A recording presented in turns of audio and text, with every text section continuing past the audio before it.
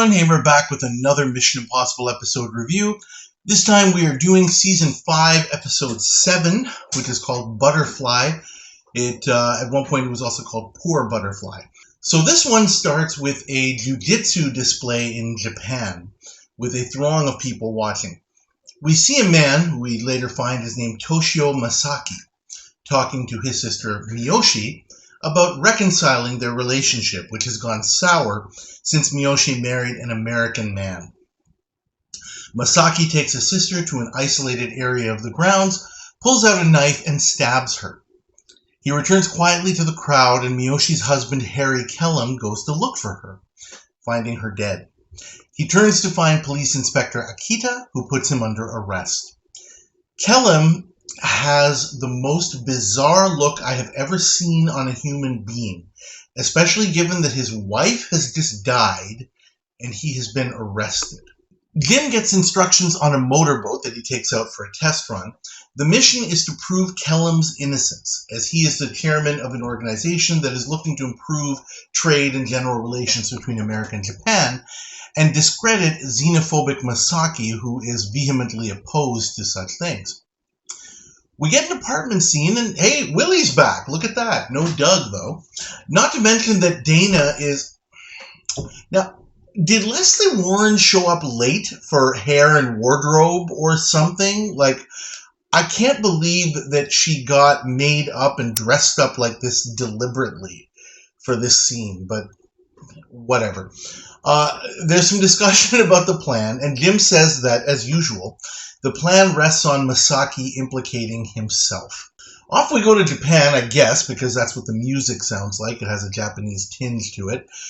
Kellum discusses the situation with his daughter Nobu, imploring her not to believe her uncle's lies, that he was intending to divorce her mother because he hates everything Japanese, including his own daughter. Nobu cries due to her internal struggle, not knowing what to believe, as her father's fingerprints were on the knife he stupidly handled at the murder scene.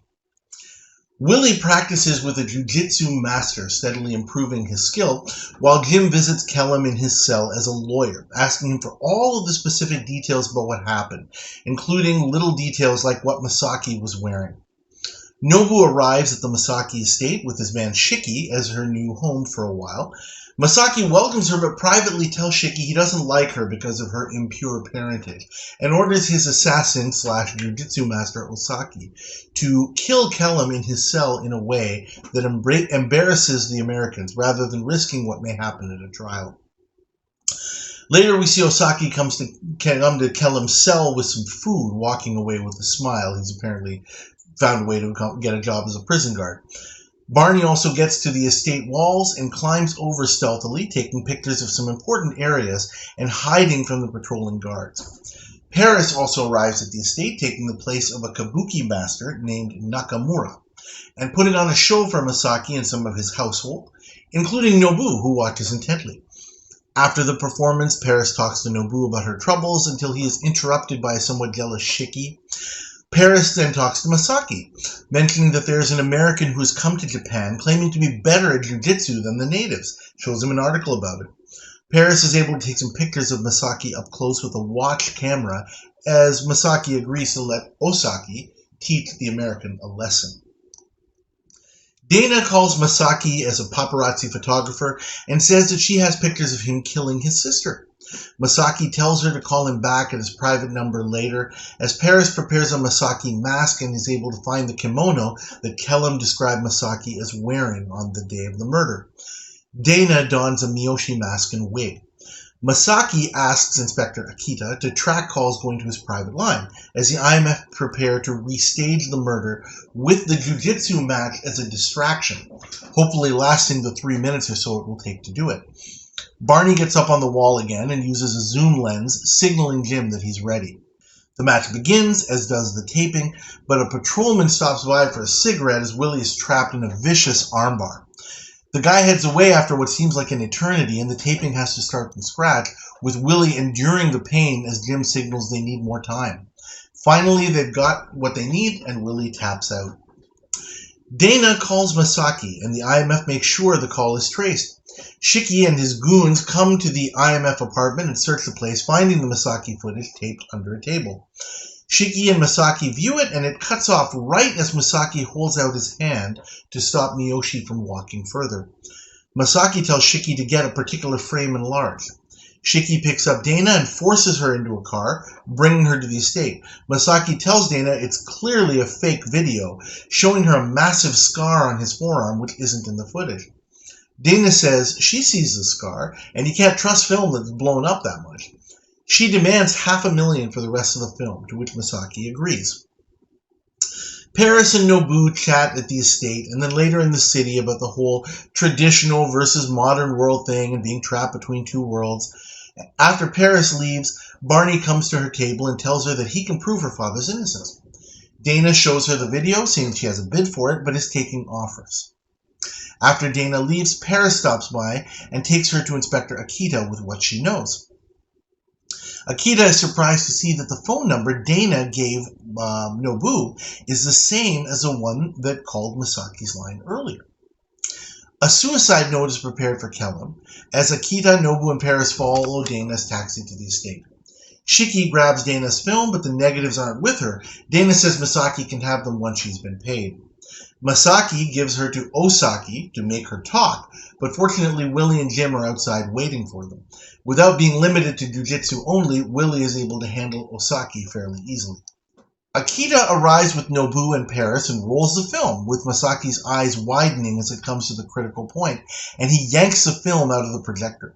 Nobu realizes the truth, and Masaki confesses to killing his sister before seeing that the rest of the film was actually blank, and it was a trick. Masaki offers Akita anything he could possibly imagine to keep his mouth shut, but the inspector is an honorable man. Osaki comes back inside with a gun, but is disarmed by Paris as Akita calls for a car to take Masaki to prison. Nobu is reunited with her father, and Paris says farewell, picks up the rest of the IMF for their exit. Mission accomplished. I'm going to give this episode a grade of a D+. I put it right on the borderline, I would say, of C- and D+. I'm putting it more towards a D+ for reasons which I'm going to explain. Just as a note, this is actually the first episode that was filmed for this season. Obviously, it was not aired first, but that's why we see Willie and no Doug, interestingly enough. That's one of the reasons. So let's start with the good. The good, definitely the highlight and the MVP of this episode is Helen Funai as Nobu. She is wonderful, I think, and you know, for the role that she has to fill, and I'll say more about the roles and the characters later. I think she fits the role perfectly. I totally buy her at every level as, you know, this character who's half American, half Japanese, and torn between the two worlds. And, you know, we get the juxtaposition of the traditional and the modern, and the Japanese and the American, and all of that. An interesting note about this is that she is, I think, the first, and this is a little debatable, I'll talk more about it later, but I think she's the first major incidental character. I don't like that terminology of incidental character, but it's really the best one I can come up with. What I mean by incidental character is Nobu is not directly involved in the IMF plot, in the IMF mission, but she's there. And she is intimately involved and right in the middle of the entire outcome. She's kind of caught in the middle, in a sense. And she's obviously a character that we root for. We want something good to happen for Nobu. And I want to say that she is the first major, and that's my qualifier, incidental character that we see as part of a script, a plot, a mission. I looked back to see if I could find any others. And there really have not been that many. You could consider, it's arguable, you could say that from the episode in season 3, The Bunker, there was Anna Rojak, who was played by Lee Merriweather in her first role on the show. She wasn't, directly involved in the mission. It was really about her husband. But obviously, as his wife, she is involved. And, you could argue, yeah, we would really like something good to happen for Anna. That's really dependent, obviously, on what happens with her husband. The only other one that I found that I would say is really, an incidental character that we root for would be from season 4. Towards the beginning, there was a two-parter called The Controllers. And if you remember, there was a character named Catherine, a young girl played by Brooke Bundy, who was the subject of some of the experiments, of the mind control experiments that were a part of that episode. She's definitely what I'm talking about in terms of an incidental character that we root for, that we want something good to happen for that person. But it could be, but she didn't really have any dialogue in that episode. And while it was a fine character and germane to the plot, again, that's kind of arguable. The only other one that I found, and this actually didn't occur to me at first as I was going through the list, but it occurred to me now. In the late season 4 episode Death Squad, there was also the character of Riva, the guy who was, in cell block number 10 alongside Barney, and he was also marked for death by the corrupt police chief, and managed to get out with the IMF. I don't know how much we were sort of rooting for Riva. I certainly was. But again, his kind of escape or getting out of the plot was dependent on, what Barney did in a sense. So here we've got Nobu almost as what I almost wanted to call such characters NPCs, meaning non-player characters. That's a term taken from some video games of people who, again, are not directly involved in the plot, but they're characters that, if you're playing a role-playing game or something, that you can chat with, or you can talk to, or you can get information from, that sort of thing. So, again, I really do think that Nobu can be classified as the first of those, where, she doesn't have to escape with the IMF at the end. She continues with her life. This is just kind of an episode that really, really affects her, and the IMF gets involved in a sense, and we're just rooting for the character. There will be several others that will be, and I'll talk about them as we go through season 5. There will be many more, and some of them are quite memorable. And that does continue definitely into season 6, and I think there might be the odd one in season 7 as well. Also good, Kai D as Masaki. I know his name is not spelled the way that you would expect. But he's good in his role. He's a fine actor. We've seen him before. At least once, maybe another time that I can't remember. He was definitely in Doomsday. He may have been in other episodes. But that kind of takes me into the bad, if we can kind of just roll into that, segue into that in a sense. This episode suffers greatly from I guess what I would call Hollywood Japan syndrome. What we see in this episode, except for maybe some of the stuff where, later on in the episodes where, the IMF and certain other characters are sitting outside in, more modern restaurants and stuff like that. This is how Americans kind of envision Japan, I guess. Maybe not Americans, that may not be fair to say. But certainly this is how Hollywood portrayed Japan. And people were almost kind of caricatures. So while Kai D as Masaki is good, in his role, his character is a caricature of the xenophobic Japanese industrialist, who still maybe harbors resentment from things that happened in World War II. That happened on both sides. That's certainly not a Japanese thing. That happened in the United States as well. don't want to get political about it or anything like that, but it did happen. And that is a big problem for this episode, which is why I'm giving it a relatively low grade. I almost feel like a lot of these characters are just designed to be shoehorned into this plot as like Tetris pieces. You know, there's a jujitsu master. There's the inspector, who's, you know, this honorable type. The mixed race daughter. The xenophobic industrialist. His henchmen. All of those sorts of things. Now, it's true that in every episode there are characters who are designed to fit the plot. Here it just seems a lot more contrived overall. I don't know why I feel that way, but I definitely do. I really feel like the directors kept reminding everyone before every take, come on guys, let's remember, you got to be as Japanese as possible.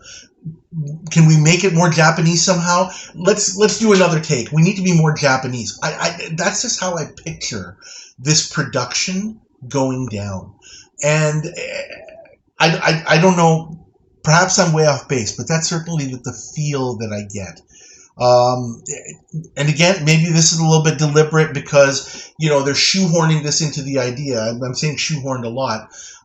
You know, I feel that this plot is basically shoehorned into a setting. Like they have this idea of you know, the basics of a plot and say, hey, why don't we put it in Japan? Oh, yeah, sure, let's do that, right? It'll make it seem more exotic and it'll add to the production. I can understand how the writers and the producers would kind of think of it that way. And maybe it's deliberate that, you know, they had it so that a lot of the action takes place almost like in the samurai age world where people are wearing kimonos instead of more modern clothing and that sort of thing. The action and the dialogue are extremely over the top, and again, more Hollywood Japan than I'm sure is realistic Japanese. You know, just in the way everybody's very, very careful and respectful with their words. Certainly, there is a lot of that in Japanese culture. There definitely is, but it just seems so contrived and deliberate and not genuine. I think that's really the biggest problem. It's a distraction rather than attraction. It's too deliberate. I hate to bring this up, but it does remind me a little bit of Lover's Knot, where, you know, the IMF had a plot and the writers had a story, and they're like, hey, let's set it up in the United Kingdom just because it'll seem more exotic. Okay, but in that episode, of course, you know, I mentioned that the British backdrop did not add anything at all to the plot, and here, you know, it all seems shoehorned in, unfortunately. Of course, the newspapers are in English, the license plates are in English. There are some things where we do see, you know, Japanese script, kind of unavoidable. Obviously, this was all shot in and around Los Angeles. The actors, I think, with almost no exceptions, are actually all Japanese American actors.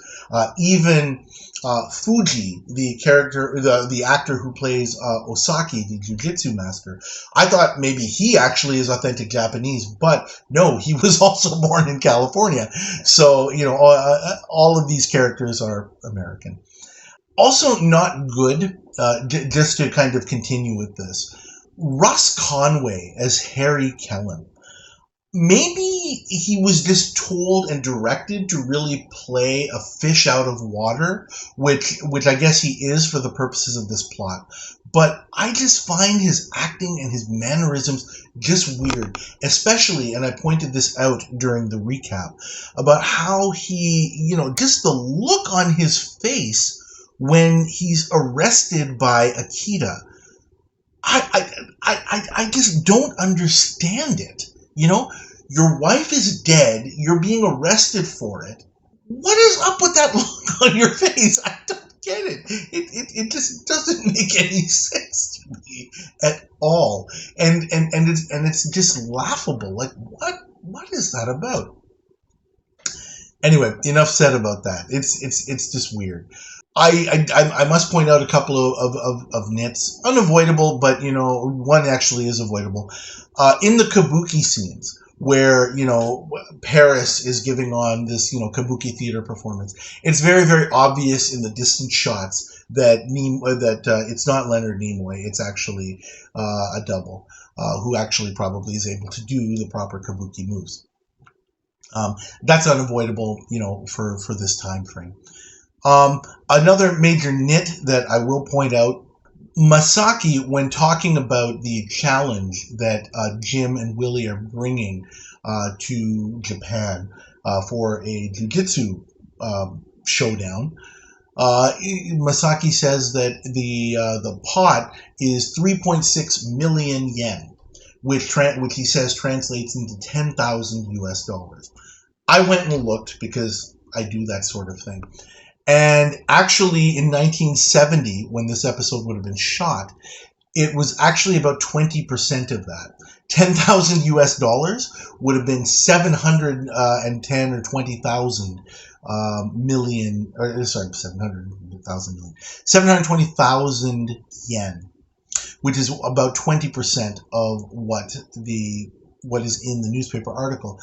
It would have been just so basic for the writers to just do something as simple as check the exchange rate, right? They could have easily said, 50,000 American dollars, which would have been perfect. That would have actually been correct. Just a little thing. It would have taken somebody, 30 seconds to pick up a newspaper and say, hey, what is the exchange rate today?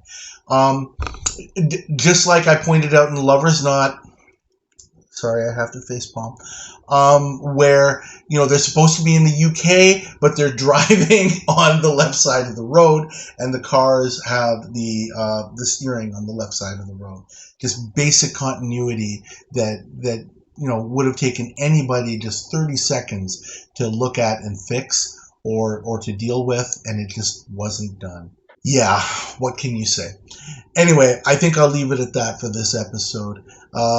Thank you, as always, for watching. Please like this review video. Please subscribe to my channel if you haven't already, and please leave your comments. As always, I would love to hear what you have to say. Thank you again, and I'll see you next time.